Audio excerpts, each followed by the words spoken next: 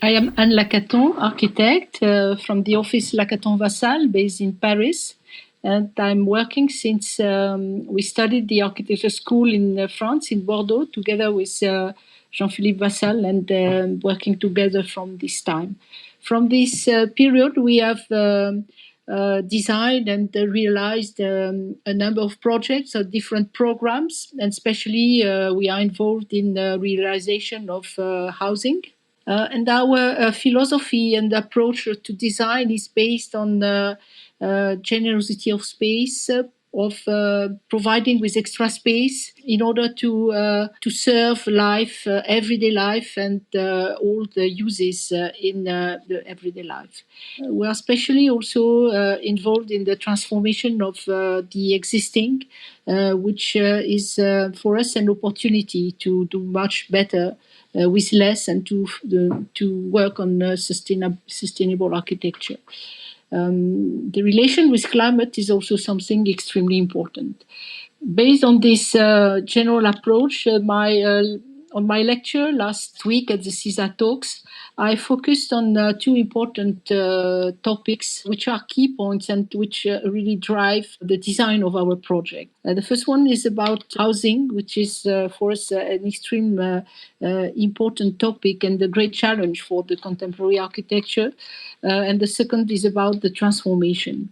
For the housing topic, I developed what we have defined as the main qualities that any dwelling should have in the city, whatever the inhabitants, whatever the place, with the principle of making every apartment as a villa, which means generosity of space, outdoor space, quality of living, and of course, affordability. The second topic about transformation is also complementary. And I presented some project of transformation of modern housing, which in many cities today appears as problems. And we have developed a very positive project of transformation, which replace this housing into a new cycle of life, but with inhabitants taking part to the process and staying in their building during the works. So these transformations are not only sustainable, but they are also the opportunity to provide with very good qualities of housing. And these are based on the principle never demolish, never replace, always transform, add to do more and better with less. So that was the main principle of my lecture. So this context of the CISA talks was very important to me to be there. That was my first presence on this CISA talks, and I was especially pleased and touched to meet Alvaro Siza, which was the first time I met him. For us, it's even if we are from different generation and of course working on very different subject topics and places, but we have been always inspired by some of his housing projects, and especially the São Victor and Barrio Bussa in Portugal. But we admire especially especially the permanence and the constancy of his ideas and concepts, to have kept his line of thought, and also the loyalty to his territory. So what I like also in the works of Alvaro Siza is the search of simple and elegant relationship between architecture and nature, out of any kind of demonstration. And visiting the Serralves Foundation last week, I have been again impressed by the quality of this relationship. The architecture of Siza is always welcoming. even if it's very formally structured. But it never places the inhabitant under the feeling of domination. So finally, it's in a way connected to my feeling of the person of Barosiza. As I said, I met him for the first time last week, and I was really touched by his kindness, his simplicity, and also the very discreet way he has to be somewhere, but while his presence is also very strong. Bonsoir et merci beaucoup de votre invitation.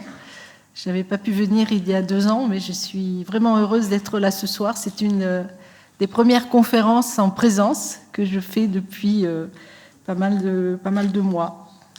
J'ai eu aujourd'hui le plaisir de visiter le musée que je ne connaissais pas, et notamment de voir un ensemble d'œuvres d'art qui m'ont beaucoup touchée parce que elle montre aussi à quel point l'art contemporain est souvent en réflexion ou en phase avec son temps, avec son époque. Et pour moi, il est clair aussi que l'architecture, c'est la même chose. C'est-à-dire que l'architecture doit comprendre son temps, doit comprendre ce que la société en attend. Et c'est pour ça que ce soir, j'ai choisi 2 thèmes qui pour nous paraissent les plus importants aujourd'hui en architecture, qui sont le habiter, le logement et la transformation. Et quelque part, ces 2 thèmes aussi se rencontrent à un moment donné. Habiter, c'est le plus bel enjeu de l'architecture contemporaine. Le logement, c'est ce qu'il y a de plus important pour beaucoup de gens, partout. C'est la première dignité de la personne. Et la pandémie qui a forcé tout le monde à rester à la maison pendant un certain temps nous a révélé, ou nous a rappelé, tout au moins, avec force, cette vérité. C'est le plus beau challenge, le plus bel enjeu, et en même temps, c'est aussi un des plus critiques, puisque aujourd'hui, dans les villes, c'est souvent un problème pour les habitants de trouver des logements. Et dans les grandes villes, le logement est devenu aussi un facteur d'exclusion, alors que ça devrait être la première condition du confort, du bien-être, de la qualité de vie et des bonnes relations sociales.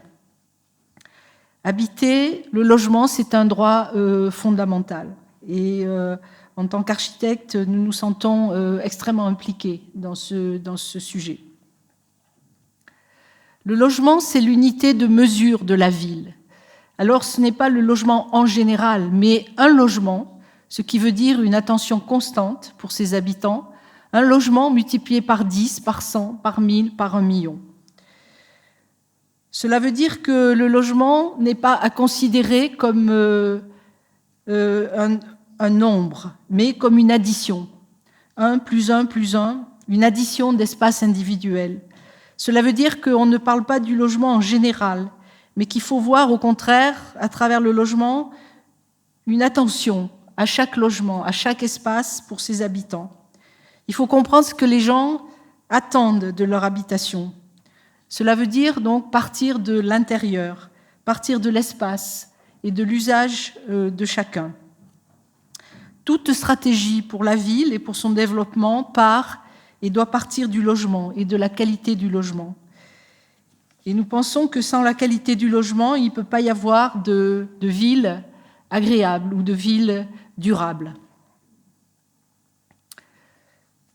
Habiter, le logement se réfère à la notion d'habiter, qui est pour nous un concept fondamental en architecture, qui concerne bien sûr le logement, mais d'une manière générale tout espace, toute architecture. On habite partout.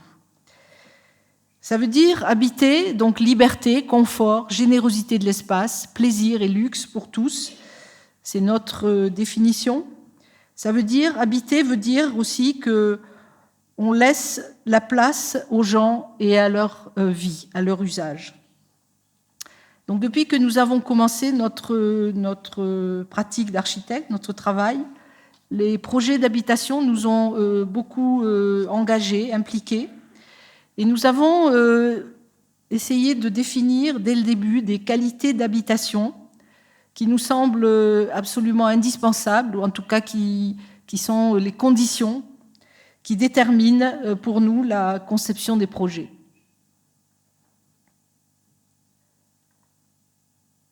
Pour nous, un espace à habiter doit être généreux, confortable, appropriable, luxueux, abordable et économique.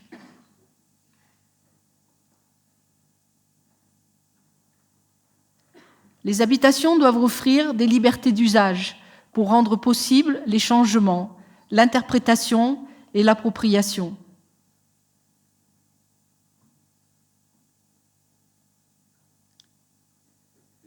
Chaque logement doit offrir autant d'espaces libres que d'espaces programmés pour favoriser les relations, faciliter la vie et créer de situations de plaisir. L'espace libre, c'est un espace non programmé, libre d'usage. Et donc où l'habitant peut en faire ce qu'il veut. Autant d'espaces libres que d'espaces programmés, ça veut dire construire plus grand, peut-être 2 fois plus, construire double, au même prix que le logement standard pour être abordable à chacun. C'est toujours ce que nous visons de faire dans les projets. Alors ces qualités, elles peuvent se résumer à travers ces schémas que je vais montrer qui parlent de cette idée d'un logement comme une villa, c'est-à-dire une villa, c'est comme une maison, c'est pas un logement collectif, c'est comme une maison, c'est-à-dire le plaisir et la liberté d'habiter. Et donc pour avoir cette liberté d'habiter, on ne peut pas espérer l'avoir dans un petit logement standard, comme on voit sur la gauche. Ici, un logement standard pris entre 4 façades, 4 murs, qui est pensé au minimum. Donc c'est aujourd'hui les logements qui sont produits par, le plus souvent dans les villes, par la promotion. Et donc nous, ce qu'on pense, c'est que cet espace-là, il doit être additionné de beaucoup d'autres espaces. Des espaces privatifs complémentaires, comme des jardins d'hiver, des terrasses, des balcons. Encore une fois, l'espace non programmé, avec toujours l'idée que ça devrait être au moins 50% minimum de la surface habitable. Ces surfaces en plus, elles entraînent de la fluidité, de la mobilité, de la liberté, de la possibilité d'appropriation. Quand on a un logement où tout est restreint, tout est contraint, il y a peu de possibilités. Même les meubles sont difficiles à placer. Par contre, quand on a des espaces en plus, c'est une mobilité possible, c'est-à-dire le principe que chaque pièce doit pouvoir permettre des parcours différents et pas toujours par l'intérieur. On peut passer par l'extérieur pour aller d'une pièce à l'autre. Donc ça veut dire que chaque pièce doit avoir une sortie sur l'extérieur. Alors pour cela, pour construire plus grand, pour construire plus fluide, il faut, de notre point de vue, des systèmes de construction qui permettent cette générosité et cette fluidité.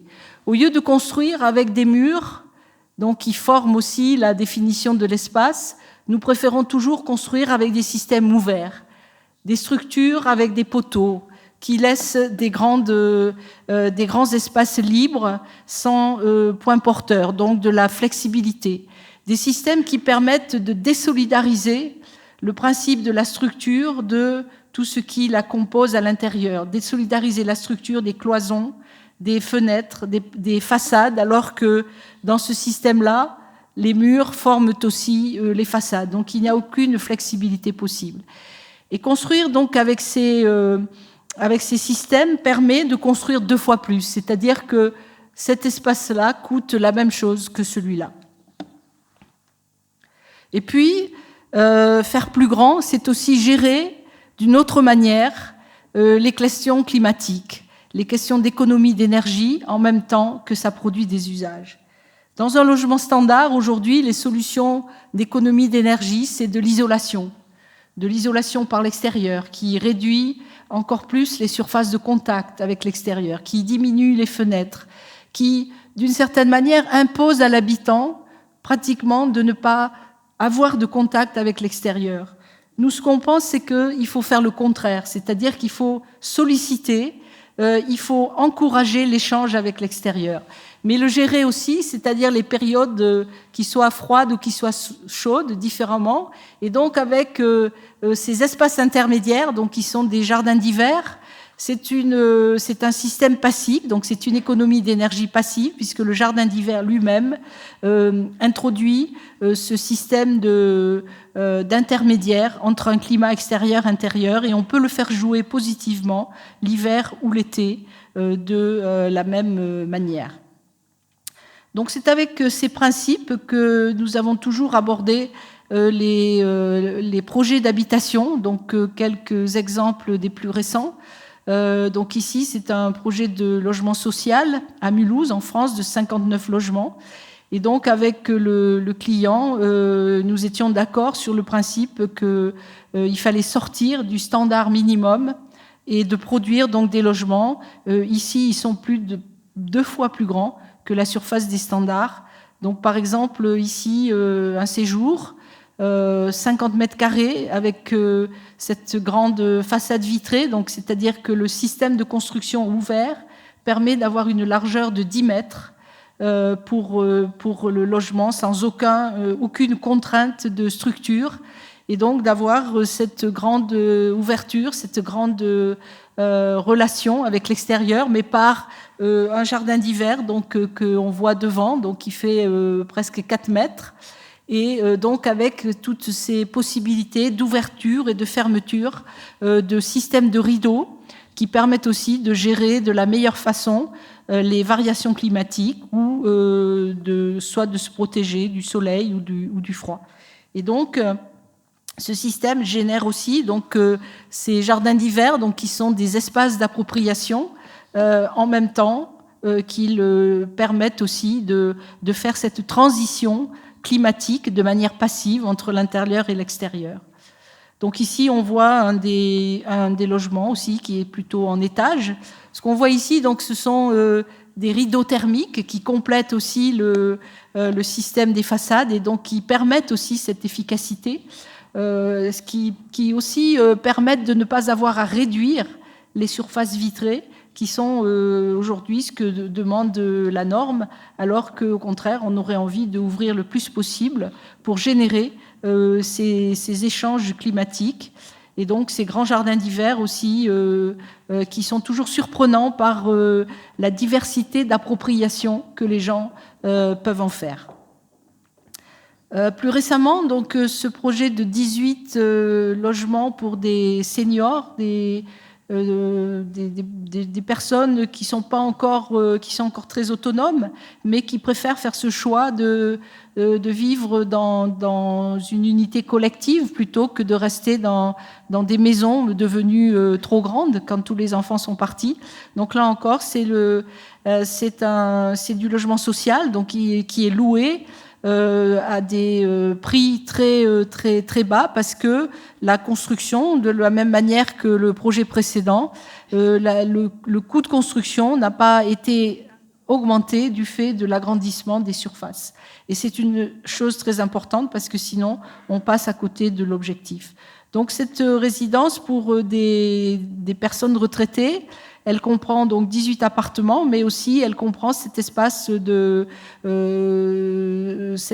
collectif donc qui à l'étage, mais on a aussi un espace collectif équivalent en bas qui lui est plutôt pour l'hiver parce que il est plus fermé et il sera chauffé, alors que cet espace-là est en contact avec le climat, donc avec des variations climatiques plus importantes. Sur le terrain, il y avait déjà beaucoup d'arbres, donc on s'est attaché à garder tous les arbres, à minimiser l'impact de la construction au sol pour garder toutes les valeurs aussi naturelles du terrain. Chaque logement a aussi dans cette résidence un grand jardin d'hiver, plus en avant une terrasse quand on est au premier étage, ou l'équivalent en jardin quand on est au rez-de-chaussée. Donc on voit ici le deuxième principe de rideau, où ici ce sont des rideaux pour l'ombrage, c'est-à-dire pour le soleil. Et donc ce qui est très important, c'est de comprendre aussi que dans ce jardin d'hiver, ces deux parois sont très différentes. Celle-ci est assez étanche, isolante, parce qu'elle ferme l'espace chauffé, alors que celle-ci est plus légère parce qu'elle doit permettre les échanges d'air entre l'extérieur et l'intérieur pour profiter au mieux du climat. Et après, donc, les habitants qui sont arrivés, donc soit qui arrivent avec leurs meubles, soit pour certains qui ont amené des nouveaux meubles, mais toujours avec un appétit d'appropriation de l'espace qui est toujours assez magnifique à voir et qui dément en fait toute idée que le logement doit être standard parce que finalement l'habitant est standard. Il n'y a pas d'habitant standard. Quand on lui donne une opportunité de s'approprier un espace, eh bien, on voit que tous les espaces deviennent différents et tous les espaces sont utilisés de manière différente. Un troisième projet, donc aussi terminé récemment, donc dans un tout différent contexte, à Genève, en Suisse, donc un immeuble habitation et bureau. Donc c'est un immeuble pour des logements en location qui a été construit par la compagnie des chemins de fer, CFF de Suisse. Et donc cet immeuble comprend 101 appartements. Donc ici aussi, on a voulu donner cette caractéristique de grands espaces ouverts. Dans ce cas-là, parce que on est dans un climat un peu plus froid, les jardins d'hiver font la totalité du tour de l'immeuble, c'est-à-dire qu'on le retrouve partout, y compris devant les chambres et sous différentes formes, différentes épaisseurs, mais qui permettent en fait, ici par exemple, on peut considérer que c'est une version de printemps ou d'automne où tout peut être ouvert, parce que la température, le climat est bon. Et donc, on peut voir ce que j'expliquais tout à l'heure sur le fait que par le jardin d'hiver, on peut rentrer d'une pièce à l'autre, on peut tourner autour. Et donc, c'est ça qui, finalement, produit les qualités d'une maison comparativement à celle d'un logement collectif qui serait sans sortie extérieure. Et donc, là encore, ces possibilités, donc à travers ces parois du jardin d'hiver, ces rideaux, de pouvoir filtrer la vue, la luminosité, mais aussi l'air, et en hiver, quand tout est fermé, de garder la chaleur à l'intérieur. Donc c'est notre conception de l'habitation, et pour nous, il est clair que ces qualités-là, sont absolument indépendantes de la nature des programmes. Il n'y a pas... Pour nous, la notion d'habitation sociale ou de affordable housing ne doit pas donner lieu à une quelconque différence dans la façon de penser le logement. Penser un logement, c'est penser son espace. Et après, c'est le travail de l'architecture, c'est le travail de l'optimisation qui fait qu'on peut faire le même espace dans les différents budgets qu'on peut avoir, et y compris d'ailleurs dans des budgets de logement social qui sont en général les plus petits. Mais c'est un travail tout à fait possible qui nécessite d'avoir une relation très, très proche de compréhension entre la conception et ce qui fait l'économie des projets. Donc la question d'économie est pour nous extrêmement importante et elle n'a jamais été perçue comme une contrainte, mais au contraire comme un outil de liberté qui, si on travaille avec dès la conception, et à l'opposé de restreindre ou de contraindre, au contraire, amène des possibilités de solutions. Donc pour nous, c'est important de travailler ça dès le début et de ne pas attendre que le projet soit fait pour demander combien ça coûte, parce qu'en général, on est toujours surpris. Et comme c'est souvent trop cher, il faut revenir et modifier le projet. Et donc, pour éviter absolument ça, on essaie de travailler très très tôt dans la question du rapport entre la conception et l'économie pour être sûr qu'on aboutira à nos objectifs. Donc, encore une fois, le logement, l'habitation, c'est aujourd'hui un sujet crucial et qui, évidemment, ne concerne pas seulement les architectes. C'est un sujet très politique. parce que pourquoi on n'arrive pas toujours à faire des projets comme ça? C'est un problème de... Il y a le problème très important que le logement dans beaucoup de villes est devenu un produit de marché. Et donc, quand on parle d'un produit de marché, on parle de rentabilité. Les prix des terrains dans les villes sont démesurément chers. Le marché est le plus souvent laissé entre les mains de développeurs privés et beaucoup moins dans des développeurs publics qui pourraient avoir peut-être une vision plus large et plus généreuse. Et peut-être ce qui nous manque aussi beaucoup dans nos pays en Europe, c'est une vision de la qualité du logement qui serait largement exprimée par les politiques de manière à entraîner tout un système, parce que faire les projets, ça, c'est pas complètement suffisant pour arriver à aboutir.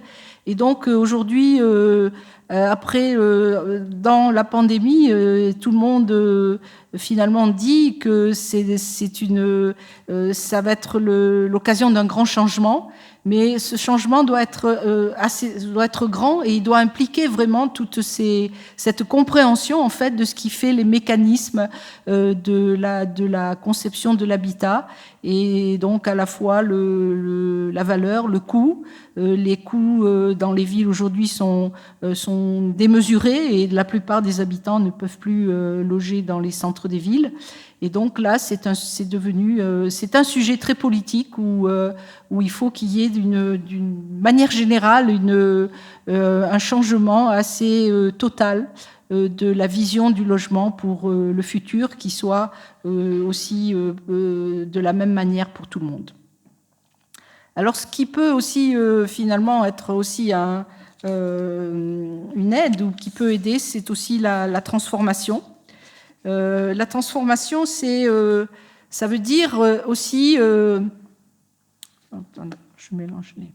Ça veut dire faire avec. Ça veut dire faire avec l'existant, faire avec les gens, faire avec la nature, le climat, faire avec économie, avec intelligence, avec le minimum de matériaux pour transformer, inventer, réinventer avec ce qu'on a déjà, pour faire plus avec moins. Faire avec, c'est pour nous une notion très importante. C'est faire le meilleur usage de ce que l'on a déjà. Et en réalité, nous avons déjà beaucoup. Nous avons beaucoup de situations construites, nous avons beaucoup de bâtiments, nous avons beaucoup de réseaux, d'infrastructures, de paysages. Donc faire avec, c'est considérer que tous ces lieux existants sont des ressources et sont des valeurs positives, au lieu de ne voir toujours que des défauts, des problèmes qui justifieraient qu'il faudrait toujours tout remplacer. Faire avec, c'est prendre avec soi les valeurs de l'existant, prendre ses forces et ne pas chercher à s'y opposer ou à les nier, mais au contraire en faire le moteur d'un nouveau projet. C'est prolonger des situations existantes avec justesse, avec précision, c'est transformer avec un principe majeur, celui de ne rien perdre. Transformer, c'est une économie de gestes, une économie de matériaux, une économie d'énergie, une économie de carbone. C'est une économie tout court qui est très favorable à ce qui est essentiel et qui ne s'oppose pas, bien au contraire, à l'ambition, ni à l'esprit d'inventer, ni à la recherche de la performance. Aujourd'hui, nous considérons que les situations existantes sont le nouveau matériau de nos projets en tant qu'architectes. C'est d'ailleurs une situation très enthousiasmante et très créative qui appelle des approches inventives dans toute situation. Ça implique des approches qui donnent une grande importance à l'observation, à l'inventaire. Regarder, observer, analyser de près, ne pas se contenter de voir de loin. Regarder de l'intérieur, comprendre, faire attention. Donc faire avec, c'est faire avec la nature, les arbres, les sols, les gens, avec tout ce qui est déjà là. Et pour nous, il y a un grand principe qui est celui de ne pas couper d'arbres. Si les arbres sont là, il faut faire attention à les garder. C'était un peu le sujet de ce concours sur lequel nous avions eu à travailler dans une petite ville de l'ouest de la France, à Saint-Nazaire, au bord de l'océan Atlantique, donc sur ce terrain qui est marqué en blanc.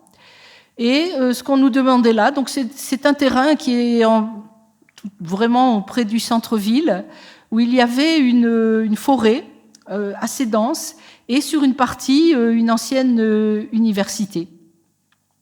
Et donc, cette forêt était assez vivante, même si on pouvait voir sur les cartes consécutives qu'elle est en régression depuis pas mal d'années sous la pression de la construction, des réseaux, des routes, etc. Ce qu'on nous demandait de faire sur ce terrain-là, c'était de faire un quartier écologique, ce qu'on appelle les quartiers durables ou les éco-quartiers, et de construire un quartier écologique de 250 ou 300 maisons. Et très vite, en fait, on peut se rendre compte que 300 maisons sur un site comme ça, il n'y avait plus de forêt, il n'y avait plus rien, parce que il fallait tout enlever pour pouvoir construire ces 300 maisons. Donc il y avait déjà dans la question une contradiction assez importante qui est à la fois d'être exemplaire, d'être écologique, et à la fois que le programme, en fait, ne permet pas de l'être. Donc on a regardé attentivement, on s'est promené dans cette forêt, on a travaillé avec un botaniste qui nous a montré à quel point on avait encore à cet endroit-là tous ces écosystèmes avec des séries ou des quantités suffisantes pour que ce soit vraiment des vrais biotopes. Il y avait aussi ce bâtiment abandonné qui était l'administration de l'ancienne université et que dans le programme on nous demandait de démolir. Et finalement, la réponse qu'on a faite était de dire non, on ne fera pas 250 maisons sur ce terrain parce que on pense que c'est pas une solution. Mais par contre, dans les villes, il faut quand même aussi construire. On ne peut pas. Il faut aussi prendre en compte ce besoin. Donc, il faut savoir gérer des projets où on prend en compte la nature, l'existant, les sols, mais aussi où on est capable de construire des habitations parce que les villes ont besoin de se densifier si on ne veut pas agrandir les villes à l'extrême. Donc ce qu'on a proposé, c'était de remplacer les 250 maisons par le même nombre d'habitations mais en collectif et de pouvoir les construire en même temps qu'on conservait la forêt. Et donc en conservant, donc de les construire en hauteur, au-dessus de la hauteur des arbres, de manière à pouvoir conserver les sols, à pouvoir conserver la végétation, et donc aussi à travers ça de pouvoir réengager un processus de renforcement de la forêt qui était là, puisqu'elle pourrait à nouveau se redévelopper, puisqu'on n'imperméabilisait pas la nature des sols qui étaient là.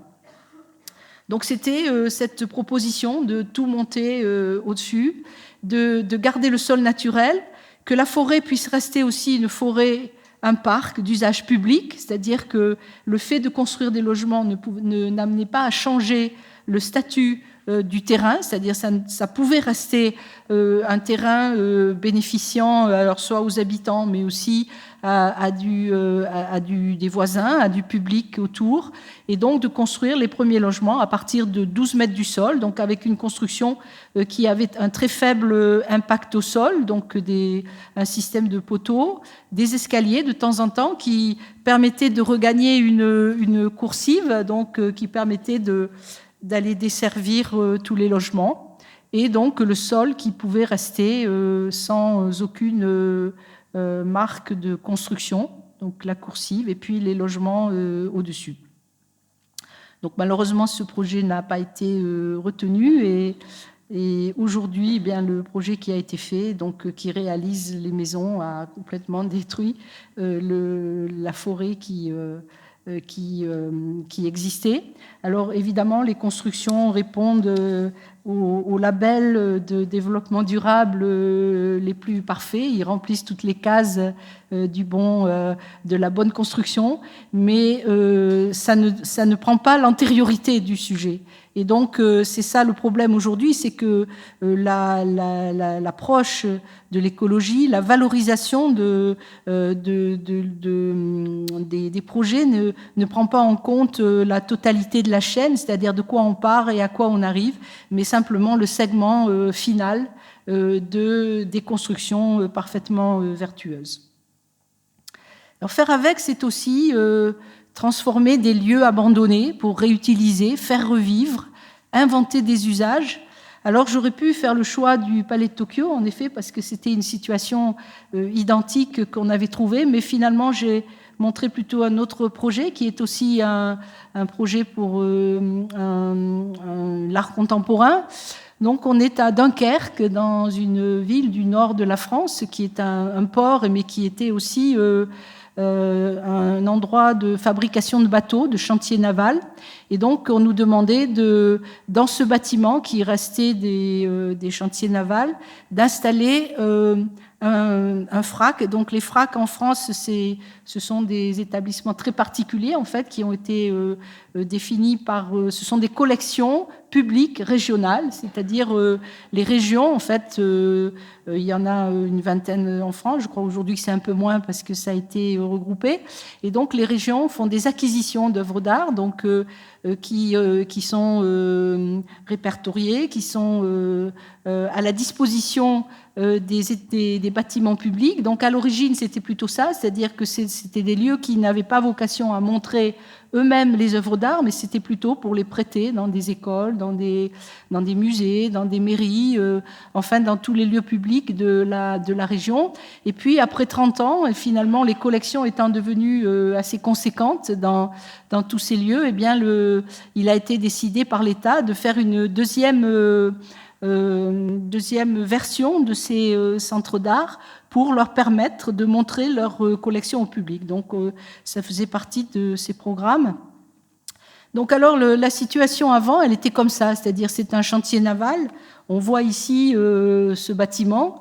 Et puis pourquoi finalement le chantier naval ne marchant plus, eh bien il a été décidé au lieu d'essayer de voir ce qu'on pouvait faire des anciens bâtiments, de tout démolir, de faire une tabula rasa, et seul ce bâtiment est resté, parce que les habitants de la ville ont lourdement protesté pour le garder, parce qu'il avait une valeur symbolique dans la ville, puisque c'était le dernier bâtiment d'assemblage des pièces des bateaux, et les bateaux partaient ensuite dans l'eau après ce bâtiment-là. Donc les ouvriers du chantier naval l'appelaient la cathédrale, et donc il y a eu une mobilisation assez forte des habitants pour le garder. Et c'est vrai que quand on nous a ouvert la porte, on a trouvé ce bâtiment-là immense, 35 mètres de hauteur, 75 mètres de long, donc c'était un espace, un vide en fait magnifique. Et on nous demandait donc de le remplir avec des planchers pour faire des réserves d'œuvres d'art, mais aussi des espaces d'exposition. Donc assez vite, en fait, à la visite, on a eu l'intuition que c'était dommage de perdre ce vide, un vide. En fait, le vide dans l'architecture, c'est extrêmement important puisque c'est l'espace où l'on est, où l'on habite. Et donc, on s'est dit, mais pourquoi remplir un vide comme ça ? Peut-être que dans 5 ans, on construira un autre vide ailleurs parce qu'on aura besoin d'un autre vide. Et donc, on a assez vite eu l'intuition que c'était pas bien de le remplir. Et en même temps, il faut pas rester à ses intuitions. Donc, on a essayé quand même de faire l'exercice, mais finalement, l'intuition est revenue et on a décidé donc de ne pas le remplir et de construire à côté l'équivalent, de construire un double qui soit exactement de la même dimension, mais qui soit construit d'une toute autre manière, qui permettait donc de gérer les œuvres, les réserves d'œuvres, et aussi des salles d'exposition. Donc, en totalité, c'était à peu près 3500 mètres carrés de salles d'exposition et à peu près 5 ou 6 000 d'espaces de réserve. Et donc, de garder le vide pour le faire rentrer un peu dans les espaces d'exposition, mais en tant qu'espace en plus, donc qui permettait de ce FRAC. Il se trouve que ce FRAC a quelques œuvres monumentales. Du coup, donc, ça leur permettait aussi de pouvoir proposer des expositions assez différentes du fait du gigantisme de ce lieu-là, mais aussi de pouvoir prêter ce lieu, de pouvoir, vu sa dimension, pour y faire des événements, des concerts, pourquoi pas des événements sportifs, et donc d'arriver à finalement mélanger comme ça des usages dans un lieu pour l'art contemporain. Alors le nouveau bâtiment, il est conçu, donc il y a une boîte au milieu, donc qui comprend toutes les précautions pour conserver les œuvres d'art, donc de mise en température, d'humidité, ventilation, etc. Et donc il est entouré d'une double façade qui est distancée du bâtiment. Donc ça nous génère à la fois donc un espace intermédiaire qui à la manière des jardins d'hiver, des habitations, en fait, introduit une distance avec le climat extérieur, donc prépare déjà l'air extérieur et donc les besoins pour climatiser ou pour maintenir la température dans les réserves sont réduits. Et puis, ça permet aussi de créer des espaces atypiques autour des expositions. Donc les salles d'exposition sont elles-mêmes assez classiques. Donc ici, c'est une salle en double hauteur qui était demandée, et puis d'autres salles plus basses avec donc tout un ensemble d'éléments qui ont été livrés avec le chantier, qui sont donc des éléments démontables, donc qui permettent de ne pas faire de murs fixes et de reconfigurer donc à la demande les expositions, de la même manière aussi qu'il y a tout un système de rideaux qui permettent de faire du noir si certaines expositions le demandent. Et donc ici, on est à la jonction entre les deux bâtiments, le neuf et l'existant. Donc il y a un vide ici parce que il était demandé dans le plan d'urbanisme de réserver un passage pour des piétons, pour des vélos, donc ce que nous avons fait. Et ça permet comme ça d'apprécier aussi la cohabitation de ces deux bâtiments, alors que certaines plateformes aussi permettent de voir aussi au-dessus ce qui se passe dans la grande halle. On a aussi rétabli le pont roulant, qui permet aussi de déplacer des grandes œuvres, et il se trouve même qu'une artiste finalement a fait une œuvre avec ce pont roulant, puisqu'elle a fait une sorte de scanner avec le pont roulant qui se déclenche toutes les heures en fait et qui traverse l'espace avec des lumières. Donc ici la confrontation des bâtiments, mais aussi avec le paysage, et en fait la perception du paysage, elle est jamais directe avec les salles d'exposition, mais toujours dans cet espace intermédiaire que l'on a donc au dernier étage, et donc avec ces vues sur le port et sur la mer qui sont possibles parce qu'on est en hauteur, parce que sinon au niveau du sol on ne voit pas le paysage lointain. Et donc voilà le nouveau bâtiment une fois terminé. Et puis le sujet de la transformation, celui sur lequel nous sommes le plus impliqués et le plus attachés, c'est aussi la question des logements existants. Que faire avec ces ensembles de logements modernes dont toutes les villes disposent, que ce soit dans les banlieues ou même dans les villes elles-mêmes. Donc faire avec les logements existants pour les transformer, les réutiliser, les améliorer, faire durer, réinventer, faire plus avec moins. Donc ces grands ensembles, on les connaît, c'est comme ici en France, le premier grand ensemble qui a été construit dans la banlieue de Paris, la Courneuve, 4000 logements, donc qui étaient construits à partir du début des années 60. Ces logements, aujourd'hui, ces quartiers sont aujourd'hui assez souvent rejetés ou souvent considérés comme des problèmes plus que comme des opportunités. Pourtant, quand on se rappelle des films des années de la Nouvelle Vague, Godard, qui avait fait précisément un film dans ce quartier de la Courneuve qui s'appelait « 2 ou 3 choses que je sais d'elle ». Et ces films-là, en fait, mettaient en valeur un nouveau mode de vie, un espoir d'une vie meilleure.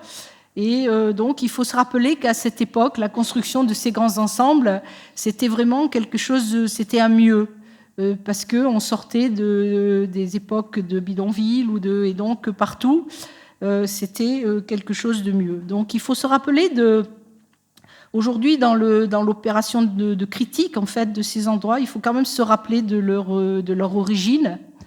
Et malheureusement, en fait, après l'utopie des années 60, c'est le désenchantement qui est arrivé.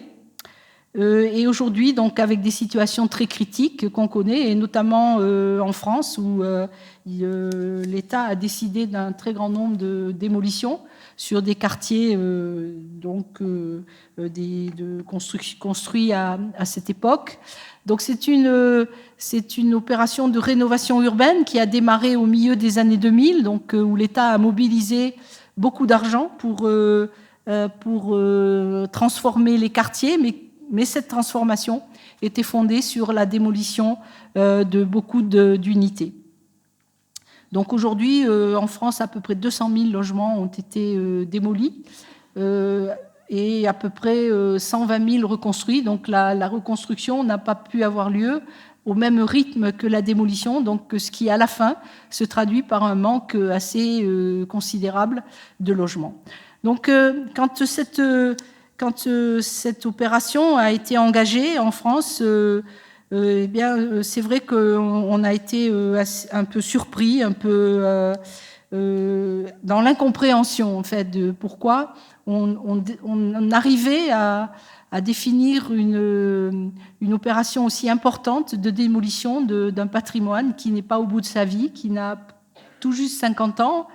Et donc, on a voulu travailler sur le sujet parce que ça nous paraissait absolument impossible de penser que cette architecture moderne, avec tous les défauts qu'on lui connaît, était si mauvaise que la démolition était la seule réponse.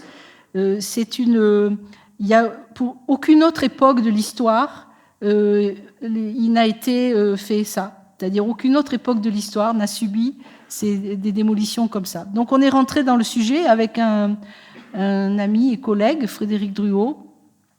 Et très vite, en fait, on a comparé des chiffres, on a étudié très précisément des projets qui étaient dans le programme de démolition pour finalement comparer très basiquement. La démolition et la reconstruction d'un logement standard coûtent en moyenne 165 000 € par logement, alors que dans tous les projets de transformation qu'on avait regardés, quand on a proposé cette étude, on arrivait à une moyenne de 55 000 € par logement. Donc, ce qui veut dire qu'avec l'argent, le coût d'une démolition d'un logement, d'une reconstruction, on peut transformer parfaitement 3 logements. Donc, ça nous a amené, après cette étude, où évidemment, on n'a jamais eu la possibilité d'en parler vraiment avec ceux qui étaient en charge de cette opération. Donc finalement, ça nous a amené vers une attitude assez radicale qui était de dire ne jamais démolir, ne jamais retrancher ou supprimer, toujours ajouter, transformer, utiliser avec et pour les habitants. Et donc en début des années 2000, nous avons produit cette recherche, cette étude qu'on avait appelée PLUS, et donc sur lequel on avait pris en fait le parti pris inverse, c'était de dire partons de l'analyse de ce qui est positif au lieu de partir de l'analyse de ce qui est négatif, et cherchons la valeur de ces lieux, de ces ensembles, parce que il y a nécessairement une valeur et il faut commencer par ça. Et finalement, quand on travaille dans ce sens, c'est-à-dire qu'on cherche la valeur, qu'on cherche ce qui est positif, on se rend compte finalement que ce qui n'est pas positif, ce qui est négatif, est beaucoup moins important que ce qui est positif, et qu'en tout cas, on peut l'améliorer, on peut gommer, on peut rendre plus positif ce qui ne l'est pas. Et notamment, ce qui n'était pas positif, c'était de voir que finalement ces ensembles qui ont été faits vraiment rapidement dans les années 60, ont été beaucoup plus souvent définis par la grande échelle, par aussi une espèce de fascination de construire vite, de construire beaucoup. Et finalement, on s'aperçoit que c'était un travail beaucoup de plan masse, un travail d'efficacité constructive, mais qui n'a pas tellement, en fait, tenu compte de l'unité du logement qui était à l'intérieur de tous ces blocs. Et d'ailleurs, à la même époque, des architectes ont bien travaillé, puisqu'ils ont fait dans les mêmes systèmes de construction, mais avec un soin beaucoup plus important à la qualité du logement. Eh bien, il y a des opérations de logement de cette époque qui sont de très belles opérations et qui restent aujourd'hui des architectures remarquables.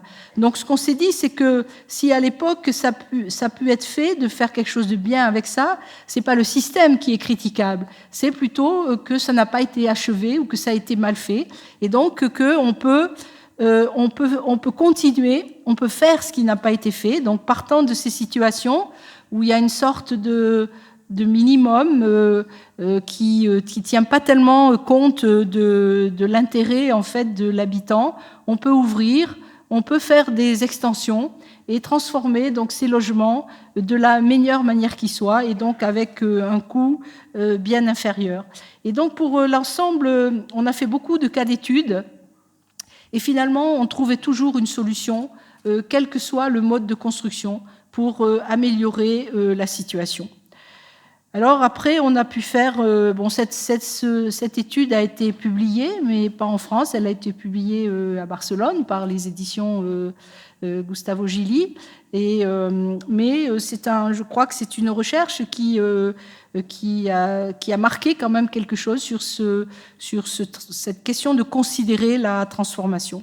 Donc quelques années plus tard, on a pu travailler sur quelques exemples. Donc ici, c'est le premier, donc à Paris, la tour Bois-le-Prêtre. C'est une tour de 96 logements qui faisait partie, donc on n'est pas dans la banlieue. Ici, on est vraiment dans Paris, puisque ça, c'est le périphérique donc, qui délimite Paris et sa banlieue. Et donc, on avait ici une série de ces immeubles construits par Raymond Lopez, donc, qui est un architecte dont on a vu, en étudiant ces immeubles, qu'il avait attaché un grand soin à la qualité du logement. Et d'ailleurs, cet immeuble était un immeuble de grande qualité, avec des logements assez généreux, avec des grandes ouvertures, des loggias, un rez-de-chaussée assez haut, sur pilotis, où on avait dessous des espaces pour la communauté. Et voilà ce qui est arrivé dans les années 80 avec les premières interventions pour améliorer les consommations d'énergie, où là, en fait, il y a eu massivement des interventions donc, qui ont consisté à ramener de l'isolation par l'extérieur, mais ça a été fait sans aucune réflexion sur la qualité du logement lui-même. Et donc, à l'intérieur, là où on avait des logements avec des grandes baies vitrées qui s'ouvraient sur des loggias, eh bien, c'est des fenêtres en plastique qui ont été posées avec des allèges, des garde-corps isolés. Et là où finalement on avait des vues incroyables, eh bien, tout a été perdu, la vue, la lumière, donc au profit de ces transformations, au profit de cette transformation énergétique. Et donc, au début des 15 ans après, finalement, ces interventions étaient obsolètes, puisque ça n'avait pas réussi à ramener l'immeuble dans une bonne qualité, et qu'à nouveau, il y avait des problèmes qui nécessitaient à nouveau une intervention. Donc il y a eu un concours auquel on a répondu, et la réponse qu'on a faite sur le concours, donc la ville, effectivement, entre-temps, avait décidé de ne pas démolir et de le transformer. Et donc on a répondu en fait sur une réponse où il y avait deux choses importantes. Donc la première, c'était de dire le travail de transformation n'est pas un travail de relooking, C'est pas un travail de reformuler la forme ou de reformuler l'esthétique. C'est un travail de se demander comment on peut donner au logement une nouvelle vie, un cycle de vie pour 30 ans, 40 ans de plus, et que ces logements, ils doivent correspondre à la vie d'aujourd'hui et plus à la vie des années 60. Donc ça veut dire avec retrouver la lumière, retrouver de l'espace. Et la deuxième réponse, c'était de dire on va faire ces travaux en site occupé. C'est-à-dire que si les habitants veulent rester, ils pourront rester, c'est-à-dire qu'il n'y aura pas besoin de vider l'immeuble pour faire les travaux. Donc sur cette base, on avait remporté le concours, donc on a travaillé dessus. La première des choses, elle a été de faire une visite détaillée de tous les logements, donc pour revoir un peu ce qui était bien, ce qui n'était pas bien. Et puis c'était aussi une façon de rencontrer les habitants directement, parce que c'est toujours difficile en fait. Les habitants sont toujours un peu dans l'inquiétude. Ils se demandent qu'est-ce qu'on va faire, est-ce qu'on sera impliqué, est-ce qu'on va pouvoir rester.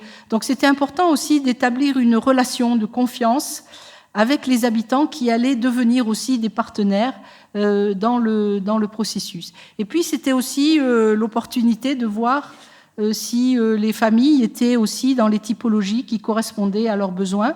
Parce que, en fait, cet immeuble n'avait pas vraiment été bien maintenu depuis pas mal d'années. Et les habitants, en fait, ne demandaient rien parce qu'ils ne voulaient pas partir.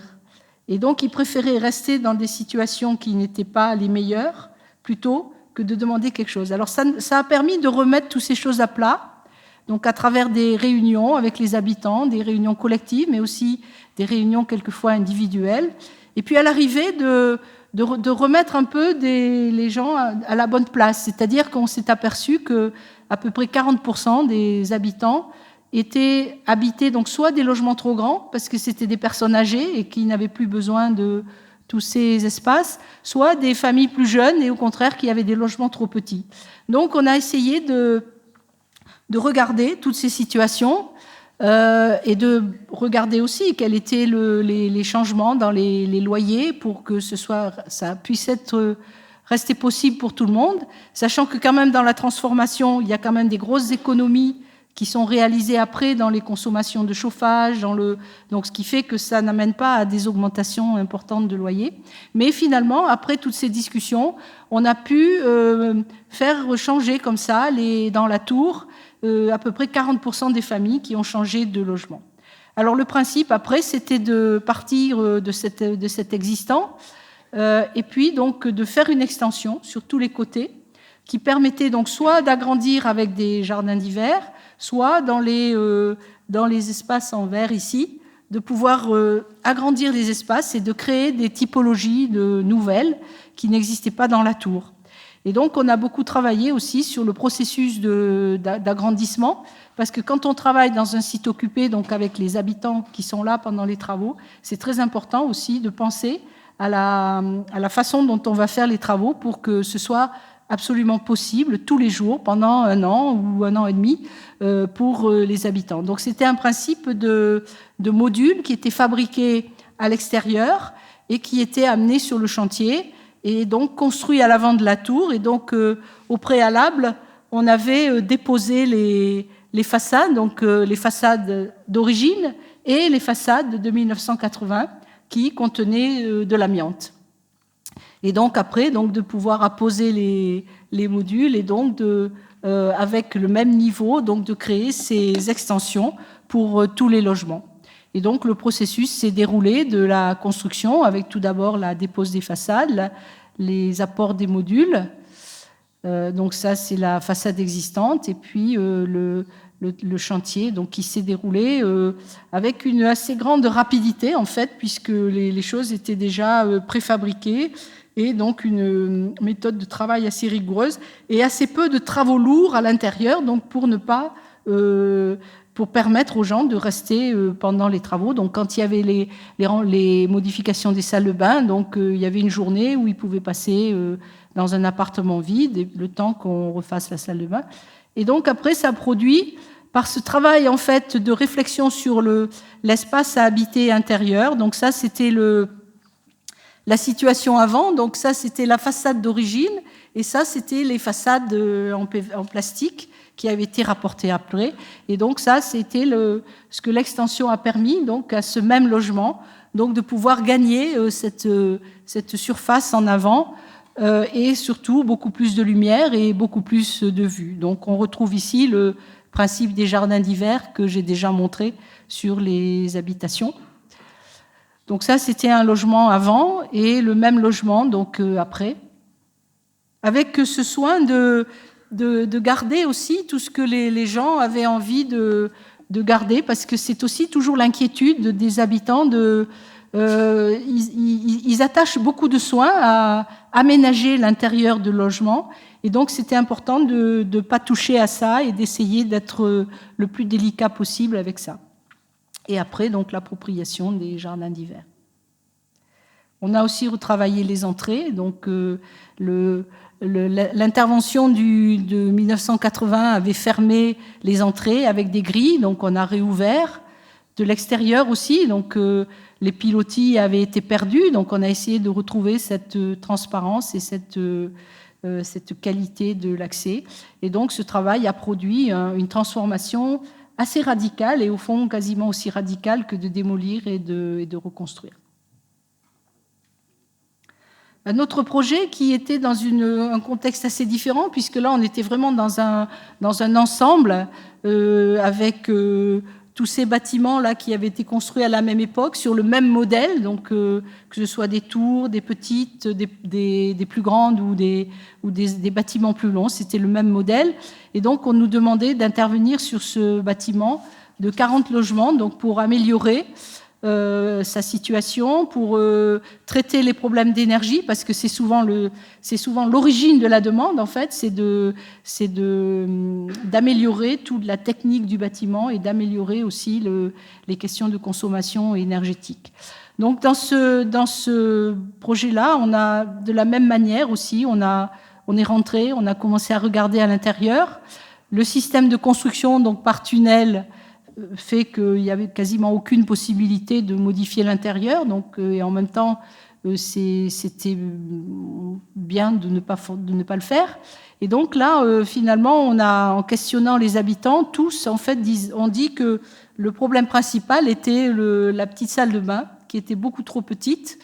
Et donc, pour eux, c'était le défaut principal, et puis peut-être un peu les séjours un peu petits. Donc, ce qu'on a proposé, c'était de passer la petite salle de bain dans une petite chambre et d'aménager une nouvelle salle de bain, de construire à l'extérieur un élément nouveau qui remplaçait la chambre perdue et de rejoindre l'ensemble par un jardin d'hiver et un balcon, donc pour produire ce nouveau logement, donc qui gagnait à peu près 30 mètres carrés. Et donc de le faire pour l'ensemble de la tour. Mais aussi, il y avait un sujet aussi qui était assez intéressant à cet endroit-là, c'est que s'il y avait une certaine compression ressentie dans les immeubles, en réalité, dans le plan masse, il y avait très très peu de surface bâtie. Il y avait énormément de surface qui était donnée au parking, et puis il y avait de la surface d'espace vert. Et donc on a vu dans cette situation la possibilité de densifier sur les terrains des parkings qui n'étaient plus utilisés, et donc de dire on peut aussi greffer des parties neuves qui vont permettre de mieux rentabiliser le sol, donc qui vont être des opérations beaucoup moins coûteuses que de construire complètement neuf, parce qu'on pourra bénéficier de tous les réseaux, et puis ça permet aussi donc de créer des nouvelles entrées, des nouveaux ascenseurs, etc., et donc de reconfigurer le projet comme ça. Donc c'est ce qu'on a fait, donc, et voilà, donc partant de l'immeuble de base et ses extensions, eh bien on arrive à un nouvel immeuble, donc qui comprend l'immeuble de base avec ses extensions, plus des ailes nouvelles, avec au passage ce logement qui, lui, est détourné là-dessus, donc ce qui rend un peu plus agréable et fluide l'accès existant. Et après, on a commencé le processus de construction, avec une construction complètement à sec, donc avec pas de béton coulé sur place, en fait. Et l'immeuble s'est trouvé transformé donc assez radicalement, et donc ça a produit 40 logements transformés, plus 40 logements neufs, Et donc, la moyenne de coût de tout ça, en fait, est de l'ordre de 70 000 €, là où il en faudrait 120 ou 130 pour construire un logement neuf. Donc, avec, là encore, le processus d'ouverture, création des jardins d'hiver et cette extension qui est ici.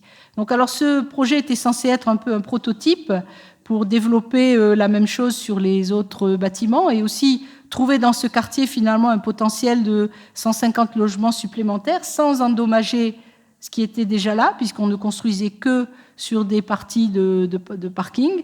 Et finalement, bon, il y a eu un changement de mairie, un changement de directeur d'office HLM, donc c'est du logement social. Et finalement, ben, pour les autres immeubles, ils ont fini par revenir à la méthode classique d'isoler par l'extérieur et donc de se priver un peu d'une capacité de transformer pour du long terme. Et donc là, c'est les logements neufs qui, eux aussi, donc, ont des caractéristiques d'espaces généreux, de jardins d'hiver, etc. Et puis, le dernier projet que je vais montrer, donc, qui est celui de Bordeaux, que vous avez cité dans l'introduction. Donc là, c'est une échelle encore plus grande, puisque c'est 3 immeubles totalisant 530 logements, dans un quartier donc, qui a été construit là aussi à partir des années 60, mais qui se trouve en fait un quartier très bien desservi maintenant, très proche du centre-ville, donc qui vit bien et qui peut-être a beaucoup gagné d'ailleurs en crédibilité par rapport au début de sa construction. Mais dans la ville, ça reste quand même un endroit qui est très proéminent, puisque Bordeaux est une ville de pierre très basse. Et donc ces immeubles, et ils étaient un peu stigmatisés aussi par leur dimension, et puis avec finalement, à part ceux qui y habitaient, assez peu de désir de vouloir habiter là. Alors ce qui est important, c'est de pas rester à cette image. Parce que quand on regarde les immeubles de loin, si on reste ici, à cet endroit-là, et que, eh bien, simplement, la décision qui se prend, c'est de dire, c'est très moche, on peut rien faire, donc on va démolir et reconstruire. Donc ce qu'il faut faire, encore une fois, c'est aller dedans. C'est rentrer, c'est visiter tous les logements. Et c'est de voir, en fait, toutes ces situations que les habitants ont créées. La richesse est dedans, en fait. La valeur est dedans. Et donc, on a pratiquement visité les 500 logements. Et c'était vraiment très, très beau de voir comment chaque habitant a créé son intérieur, a amélioré. Il y a une quantité de collections impressionnante. On a l'impression que tout le monde a son petit musée à l'intérieur, alors que ce soit des fleurs en plastique, des poupées, tout est possible. Des cohabitations assez improbables entre des poupées et des guitares de Johnny Hallyday. Et vraiment, quand on a fait ce tour et qu'on sort des immeubles, on se dit, bon, on va faire la transformation, on va faire l'extension, mais tout ça doit être soigneusement préservé. Et surtout, on sort avec l'idée qu'on ne va pas travailler sur 3 immeubles, mais qu'on va travailler pour 530 familles d'habitants. Et ça change assez radicalement la façon d'approcher les projets. Alors là encore, alors, il ne faut pas croire que l'extension serait toujours la seule solution. Dans les 3 cas que j'ai montrés, c'était la solution. Mais il peut y avoir d'autres cas où l'extension n'est pas une solution. Donc, il ne faut pas le voir comme un procédé de façade ou comme une méthode de transformation. C'est des situations où il faut travailler au cas par cas et analyser les situations par l'intérieur. Donc ici, la solution, c'était aussi d'agrandir, donc d'amener plus de lumière, plus de mobilité, donc de couper les allèges des petites fenêtres. Et donc, par rapport à cette situation existante, ici, c'est un tout petit morceau des grands immeubles. Donc, c'était cet agrandissement par une extension de 4 mètres en avant, qui, pour la plupart des logements, représentait entre 30 et 50% de surface supplémentaire par rapport à la surface d'origine. Et après, donc, de l'appliquer à tous les niveaux, de réfléchir à la méthode aussi de des travaux pour que ces travaux en site occupé, donc là encore, les logements étaient tous occupés. Donc c'était important de réfléchir à la méthode en amont, dès le concours, donc pour montrer aussi que tout ça était possible et qu'on pouvait le faire sans risque. Et puis après, donc le travail de construction, donc partant de cet immeuble, les extensions, donc ici sont en béton, elles ne sont pas en acier, et puis l'immeuble transformé une fois terminé. Donc avec un processus en fait assez bien rodé. Donc d'abord la fabrication des nouvelles fondations, parce que les extensions en fait ne sont pas supportées par l'immeuble existant, elles ont leur propre fondation. Ensuite les modules qui étaient fabriqués à 2 km et qui étaient amenés, et simplement avec un guidage, avec assez peu d'efforts de travail, en fait, les modules étaient montés avec un rythme à peu près de 7 modules par jour. Et puis ensuite, la préparation de l'étage au-dessus, les poteaux, les planchers. Et puis après, le processus d'ouverture des façades pouvait commencer avec un engagement qui était pris que jusqu'à ce stade, en fait, les habitants ne sont pas gênés puisqu'on travaille à l'extérieur. À partir du moment où on commence à ouvrir, là, il y avait une interface qui était assez perturbante. Et donc, l'engagement qui était pris, c'est que le remplacement des façades devait durer 2 jours maximum. Donc là, le premier jour, c'était la découpe. Le lendemain, les cadres qui arrivaient. Et ensuite, donc, travail de finition du jardin d'hiver. Et quelques semaines plus tard, donc, la possibilité pour l'habitant de s'approprier cet espace.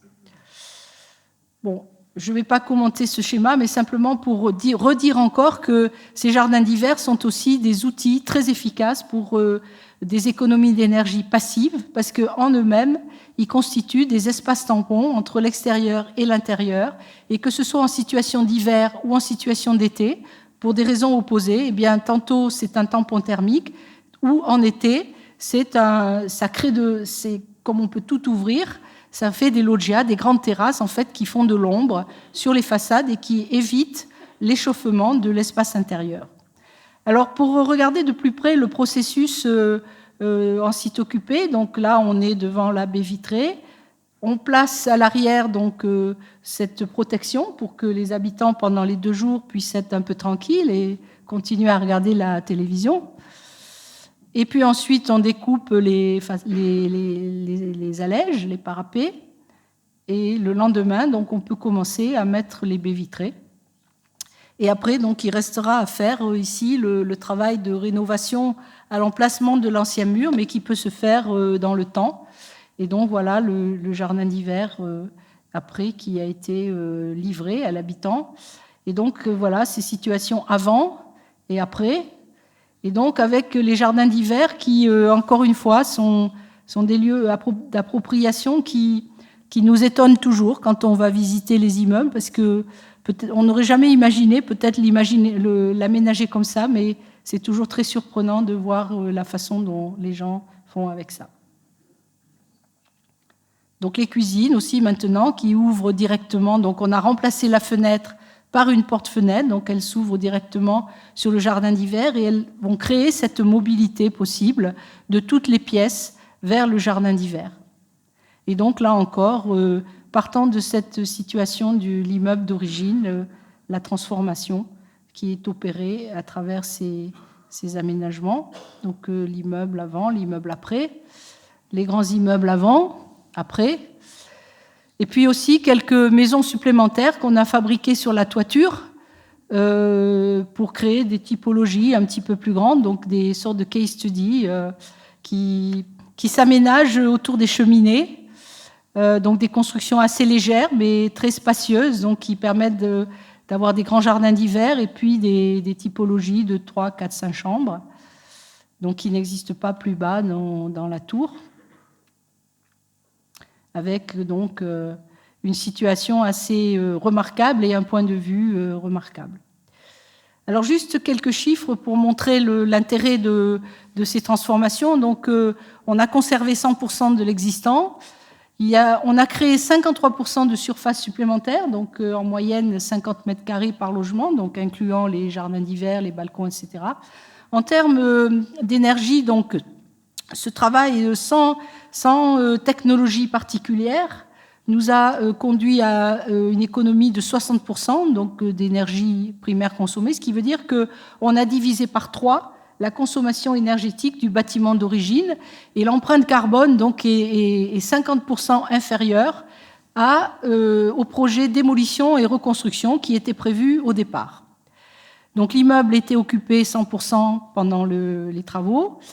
Il n'y a pas eu d'augmentation de loyer et des charges après les travaux, parce que c'était un engagement du propriétaire, donc c'est du logement social, donc il faut que ça reste abordable pour les familles qui habitent là.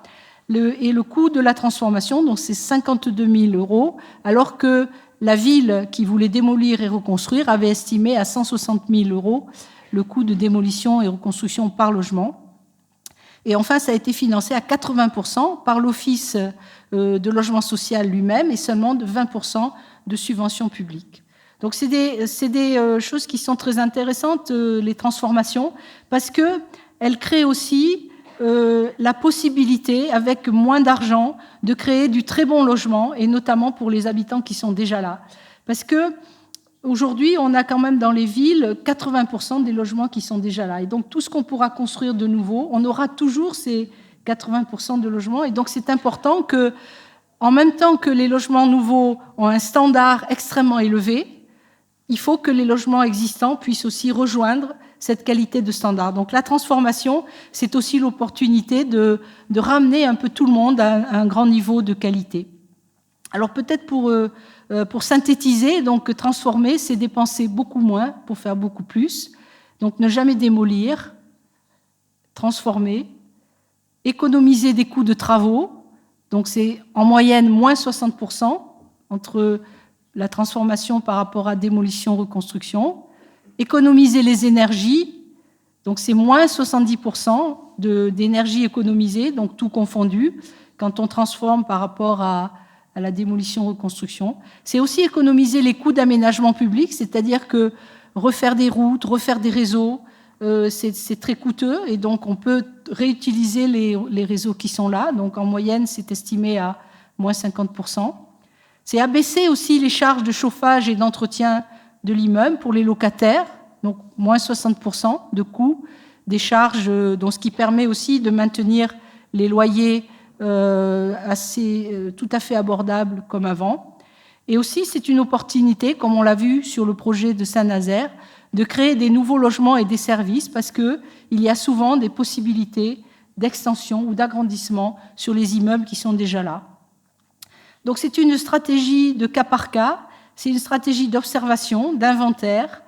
Et en fait, dans les villes, on voit que des situations comme ça, il y en a des centaines et des centaines sur lesquelles il faut se pencher et ne pas avoir de stratégie globale sur la densification, sur la transformation, mais de considérer que chaque cas est une opportunité.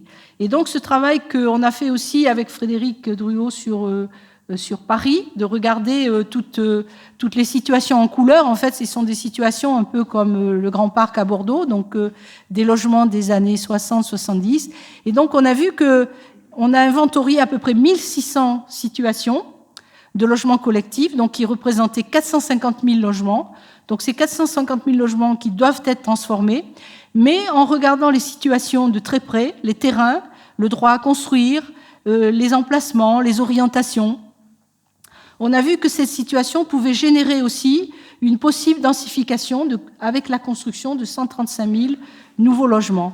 Donc on voit que c'est une stratégie qui est très intéressante parce qu'elle permet de mieux utiliser les sols urbains sans absolument dégrader les qualités des services ou les qualités d'espaces verts qui sont là, mais simplement par une attention très particulière à ce que chaque îlot, chaque élément de quartier peut proposer. Donc ça oblige à un travail très particulier de regarder toutes les situations, mais il y a beaucoup d'architectes, donc on a tous cette capacité, on est tous très nombreux, il y a beaucoup de jeunes architectes qui peuvent faire aussi ce travail et qui sera très bénéfique à la qualité de vie, la qualité d'habitation dans les villes, mais aussi à des villes plus économes, puisque c'est une façon de les agrandir sans augmenter le territoire.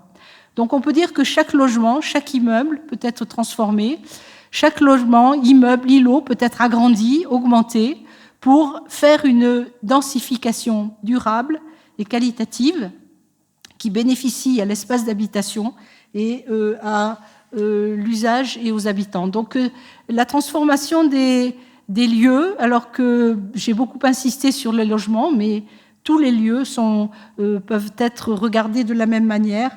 Ça doit être une préoccupation constante dans les villes et qui doit s'attacher également à toutes les situations, sans exception. Et c'est un travail qui est très enthousiasmant et qui, je crois, va nous mobiliser dans les années qui viennent et appeler beaucoup d'inventivité et de créativité. Voilà, je vous remercie.